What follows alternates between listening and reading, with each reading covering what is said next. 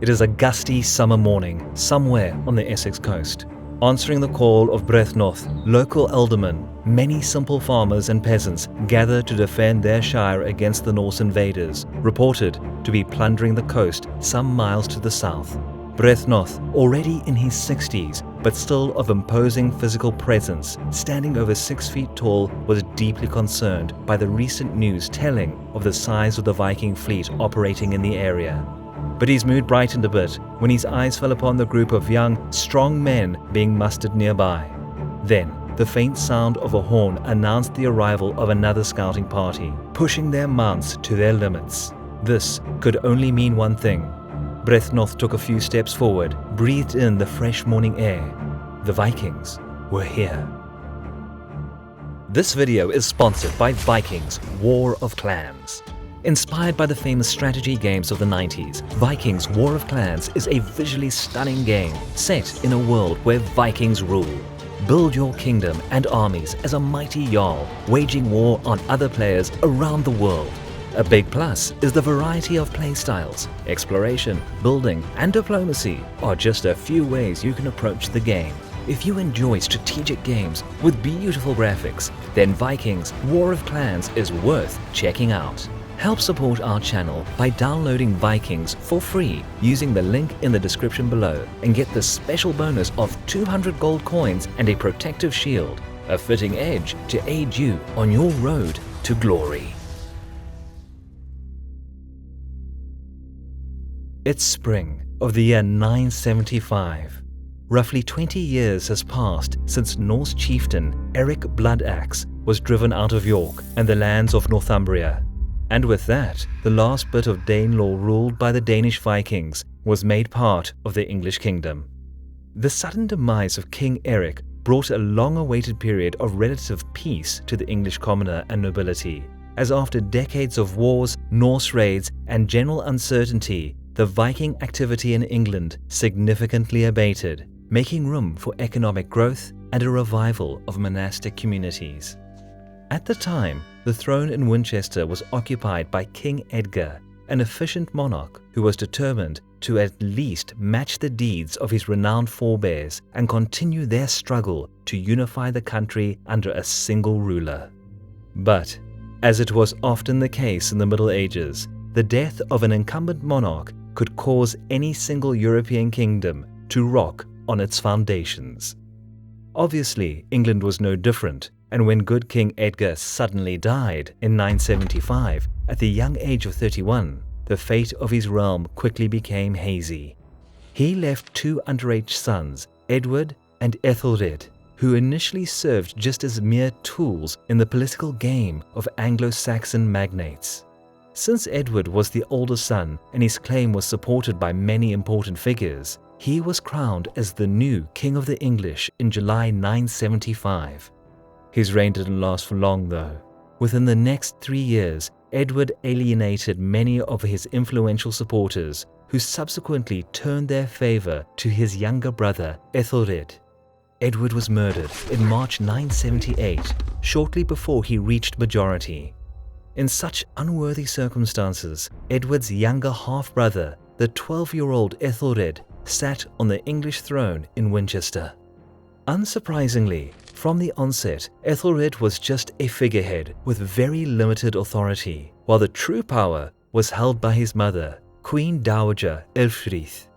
We ought to mention that it was rumored that Elfrith was most likely the one behind the assassination of the previous king, and thus Ethelred's immediate political landscape was filled with distrust, disloyalty, and courtly schemes, undermining the royal authority. What's more, shortly before Ethelred's coronation, the building where the members of the Wittener Gemüt were gathering collapsed, killing many senior advisors and seriously injuring many others. This event was such an important setback of Ethelred's early reign that he eventually gained a nickname, Ethelred the Unready, meaning poorly advised in Old English. But unlike his predecessor, Ethelred lived long enough to reach majority and began to rule independently in 984. His reign, however, was marred with plenty of domestic issues, which the English king was often unable to address properly. Yet, What is more important to our story is that roughly at the time of Ethelred's coming of age, England witnessed a resurgence of Norse raiding parties ravaging the English coast after many years of peace. At the beginning of these raids, carried out mostly by Danish Vikings and concentrating on the shores of southern England, they were only moderately harmful. But as time passed, their frequency and reach increased, becoming a major problem for the poorly managed English kingdom. Ethelred made some attempts to aid the situation, and when he found out that the Norse raiders sought winter quarters among their cousins in Normandy, he challenged its ruler Richard the Fearless by attacking the Cotentin Peninsula. This brief conflict was eventually resolved thanks to papal intervention, and proved that the English king wasn't all that indecisive nor incompetent when taking action was necessary. Curiously, this strife between these rulers was probably the first diplomatic contact between England and Normandy. Yet this minor triumph didn't end Ethelred's problems with the Scandinavian invaders. Up until 991, the attacking parties consisted of small fleets and were sometimes successfully repelled by Anglo-Saxon thanes. But in the summer of said year, dreadful news reached Winchester. A strong fleet of almost 100 longboats stormed and plundered Folkestone in Kent. Though sources only briefly mention that this assault was orchestrated by a Norse chieftain named Olaf, it's fairly plausible to assume that it was none other than Olaf Tryggvason, great-grandson of famous Harald Fairhair and future King of Norway. For Ethelred's inadequate administration, it posed as a serious issue that needed to be acted on swiftly. Shortly after the news of the Norse attack came in, Olaf's fleet was already well underway, sailing north to plunder another prosperous Anglo-Saxon town. From Folkestone, Olaf's fleet sailed north and entered the Blackwater estuary, planning to attack the busy port town of Maldon. They pitched a temporary camp on the Northy Island, which was only connected to the mainland by a narrow causeway, accessible only during low tide. It was a decent place to make a provisional base, as it offered good defense opportunities if needed. But before Olaf could think about his next steps, a large East Saxon host was spotted arriving from the vicinity of Maldon. The forthcoming contingent was led by Brethnorth, Alderman of Essex, who happened to be camping near Maldon with his retinue at the time of the Norse raid. Upon hearing reports of Olaf's exploits in the area, he hastily mustered his men and gathered local fyrd, managing to amass an army of roughly 3,000 men in no time.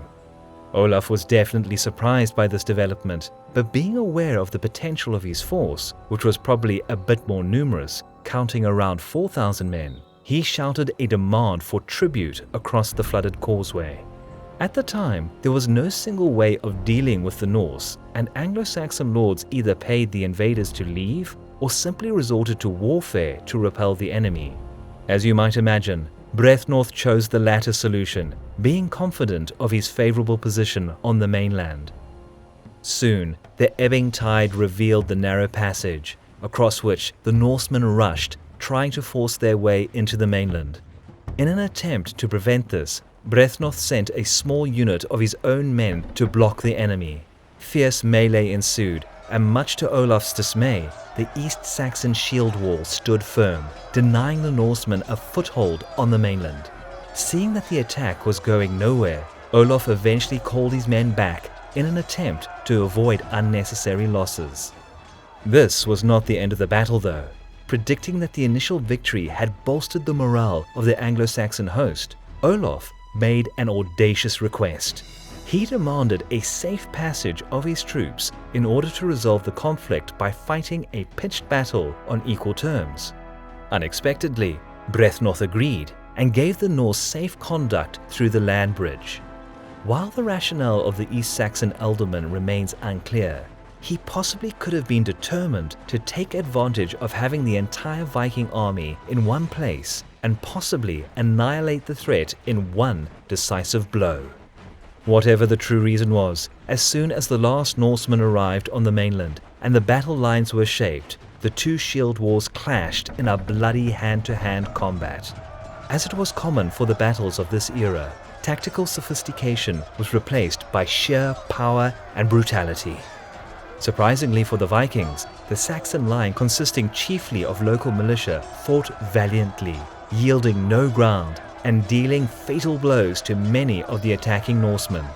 This, however, came at a high cost, as many of Brethnolf's men also perished in battle, which slowly turned into a mass carnage. As neither side could be forced to flee, it was not until a fatal wound was received by Brethnolf when the odds started to turn in Olaf's favor. Eventually, with their commander fallen, line breaking, and morale plummeting, the Anglo-Saxon troops fled the battle in disarray. The Norse army remained victorious on the field, though the price of victory was considerable. It's a hard task to estimate the casualties on either side, but Olaf had lost so many men that he had to forego his plans to attack the nearby town of Maldon. Brethnolf's heroic but ultimately unsuccessful defense only temporarily halted the Viking invaders, who continued to ravage the English coast in subsequent months. Eventually, the ineffective administration of King Ethelred was forced to pay a hefty tribute of £10,000 to be rid of the Norse raiders. Unfortunately for him, this was just the first instance of such a payment, which later became known as Danegeld. The Viking attack, both of Danish and Norwegian origin, only increased in frequency, which resulted in a heavy burden of Ethelred's kingdom and, eventually, a grievous threat to Anglo-Saxon rule in England in the early 11th century.